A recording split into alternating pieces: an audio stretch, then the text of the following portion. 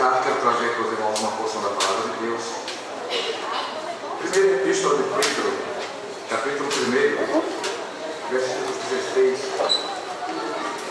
em diante, diz assim: porque vos não fizemos saber a virtude e a vinda do nosso Senhor Jesus Cristo, segundo fábulas artificialmente compostas, mas nós mesmos vimos a sua majestade. Porquanto ele recebeu de Deus Pai honra e glória, quando da magnífica glória que lhe foi dirigida a seguinte voz: este é o meu Filho amado, em quem tenho comprazido. E ouvimos esta voz dirigida do céu, estando nós com ele no Monte Santo, e temos muito firme a palavra dos profetas, a qual bem sabeis em estar atento, bem fazeis em estar atentos, como a uma luz que alumia em lugar escuro, até que o dia esclareça, e a estrela da alva apareça em vosso coração. Sabendo primeiramente isto, que nenhuma profecia da Escritura é de particular interpretação, porque a profecia nunca foi produzida por vontade de homem algum, mas os homens santos de Deus falaram, inspirados pelo Espírito Santo. E continua assim.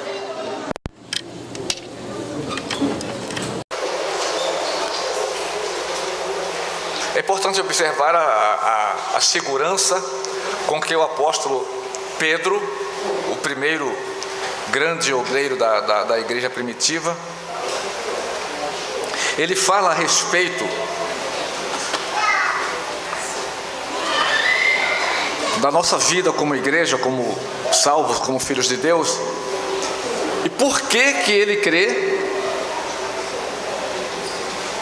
quais são as evidências da sua crença, da sua firmeza espiritual e da sua convicção, para que aqueles que ouvem a palavra não tenham a menor dúvida de que a fonte da pregação, ela é autêntica. E ele se baseia em duas coisas. Primeiro é o testemunho ocular. Aqui no versículo 16 ele diz assim: porque não vos fizemos saber a virtude e a vinda de nosso Senhor Jesus Cristo, seguindo fábulas artificialmente compostas, mas nós mesmos vimos a sua majestade. Olha, então já havia no tempo de Pedro, no tempo da sua pregação,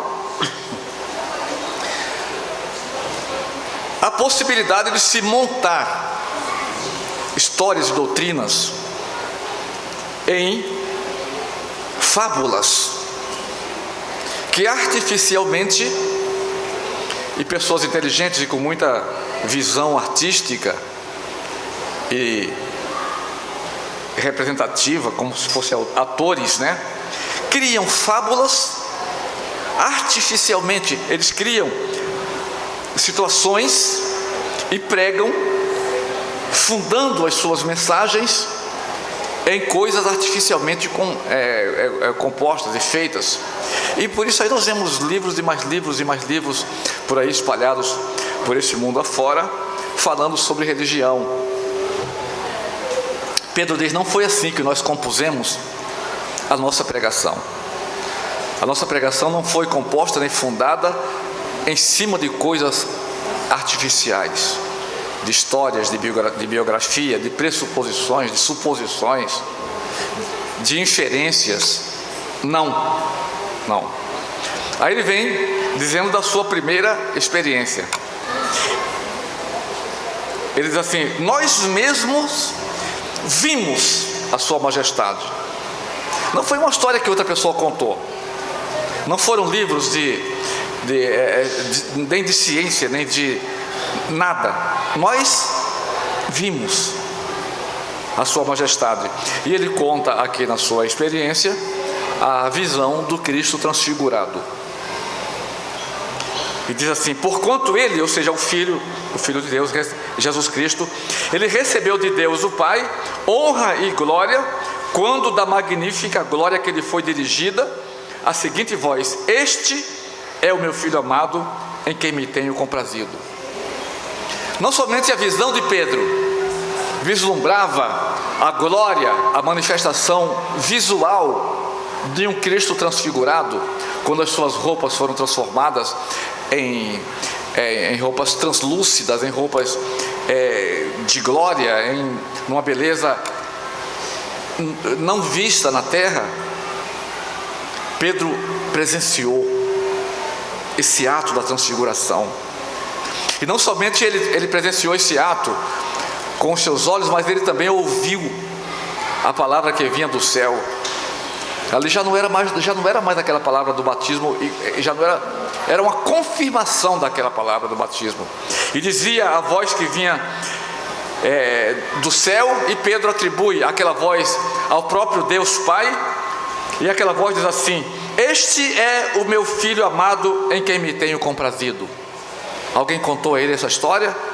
Alguém trouxe a ele uma tradição? Não, ele viu, ele presenciou.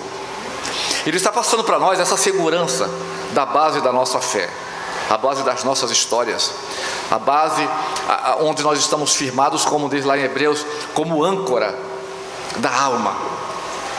Pois não partimos de uma religião com alguma visão de alguém, como tem outras religiões por aí afora, mas ali foi fato, ele viu, e essa é o primeiro fundamento da sua pregação, da sua mensagem, para fazer valer entre nós, e nós dizemos assim: realmente, esse homem, ele teve por que dizer essas coisas, ele morreu crucificado também como Cristo.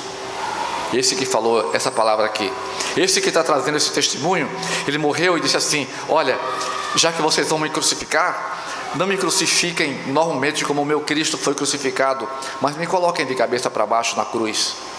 E fizeram isso com ele.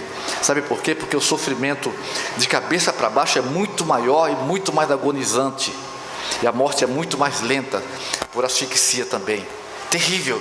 Ele falou: não mereço morrer como ele, porque eu o neguei, me coloquem de cabeça para baixo. É esse Pedro, com essa convicção, com essa fé, baseado no que viu, que está nos trazendo a sua mensagem, essa mensagem milenar da palavra de Deus. Mas ele tem uma outra experiência ainda, e diz assim, no versículo 19: e temos muito firme a palavra dos profetas, a qual bem fazeis em estar atentos, como a uma luz que alumia em lugar escuro, até que o dia esclareça, e a estrela da alva apareça em vosso coração. Ou seja, ele está agora buscando a sua base escriturística, porque primeiro ele traz a base ocular, ele viu como testemunha ocular, e nos transmite a segurança da mensagem, a veracidade da mensagem de Deus, de um homem que morreu crucificado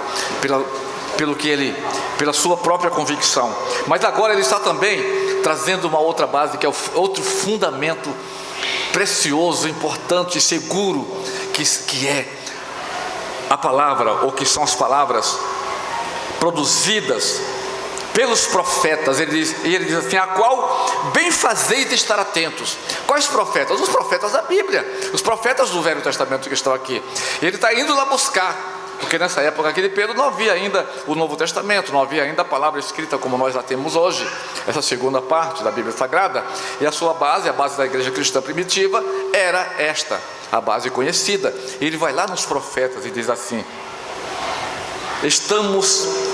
temos muito firme a palavra dos profetas, a qual bem fazeis em estar atentos, como a uma luz que alumia em lugar escuro, até que o dia esclareça e a estrela da alva apareça em vosso coração. Então ele está falando aqui do poder de uma palavra profética, que começa em um lugar escuro, ele começa em um coração de trevas, em uma vida de trevas, em uma vida incrédula, em uma vida que está totalmente afastada da luz de Deus. Mas ali inicia-se um processo poderoso, um processo que tem uma eficácia imensa de transformação. Interessante, e essa transformação é uma transformação lenta, é um processo que nós podemos esperar que a nossa vida ela se transforme num abrir e fechar de olhos, num piscar de olhos, em alguns segundos. Não, é um processo de transformação que não para nunca. E ele traz aqui a ilustração, a figura dessa luz que alumia em lugar escuro, dissipando as trevas da ignorância, do pecado, do erro, da falha, da transgressão, da incredulidade. E